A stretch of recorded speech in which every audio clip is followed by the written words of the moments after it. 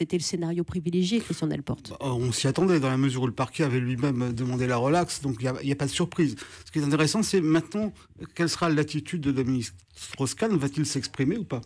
Il était présent, en tout cas aujourd'hui. Je voudrais qu'on interroge nos auditeurs sur ce qu'ils pensent de Dominique Strauss-Kahn et de sa vie maintenant et à venir. En écoutant d'abord ce que disait ce matin Alexandre Caral, éditorialiste d'Europe 1. Pas question pour lui de revenir en politique. La preuve, cette scène, c'était il y a quelques jours au Stade de France. L'un de ses amis lui pose la question sous forme de boutade. « Alors Dominique, tu reviens bientôt en politique ?» Réponse : « Non, là tu vois, j'ai été vacciné. » Peut-on être aussi sûr? On sait qu'en politique, on ne peut jamais dire jamais à Christian Delporte. Oui, c'est vrai, mais s'agissant de Dominique Strauss-Kahn, les choses sont un peu particulières. Pour revenir en politique, il faut au moins 3 conditions. Il faut d'abord une ambition personnelle. Dominique Strauss-Kahn vient de dire qu'il ne l'avait pas, ce qui n'est pas complètement étonnant. Il n'a jamais eu une véritable ambition présidentielle. On en a eu pour lui, en tout cas. On en a mis beaucoup derrière. Absolument. Et puis c'est un homme d'affaires aujourd'hui. C'est un homme d'affaires et un conseil. Et de ce côté-là, ça fonctionne plutôt bien.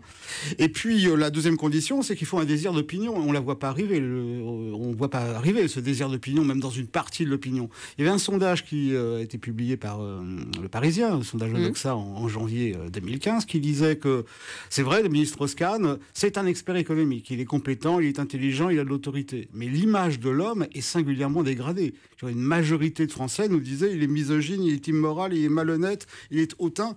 Ce sont des traits d'image qu'il est très difficile de reconstruire positivement pour l'opinion publique. Pour l'opinion publique dans un délai raisonnable. Et puis il y a une troisième condition, il faut des circonstances, et pour qu'il y ait des circonstances, il faut qu'elles soient construites par des relais politiques. Où sont les relais politiques de Dominique Strauss-Kahn aujourd'hui? Oui, ce qu'on sait, c'est qu'il fréquente très peu ses anciens amis socialistes, qu'il n'est plus dans ses cercles de réflexion, qu'il est d'ailleurs très peu en France, beaucoup au Maroc. Il a acheté une maison à Marrakech, il a son bureau à Casablanca, et puis il conseille, vous le disiez Christian Delporte, des conseils à la Havane, où les autorités lui demandent maintenant de réfléchir à une stratégie pour éviter la mainmise de nouveau de l'Amérique à Cuba. Il conseille des clients chinois ou russes. Il a sa vie internationale. Il a souhaité prendre cette envergure aussi internationale que lui avait octroyé le FMI.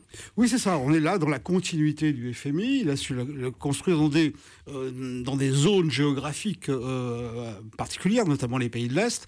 Et il n'y a absolument aucune raison de revenir en politique. N'oublions pas quand même qu'il a 66 ans.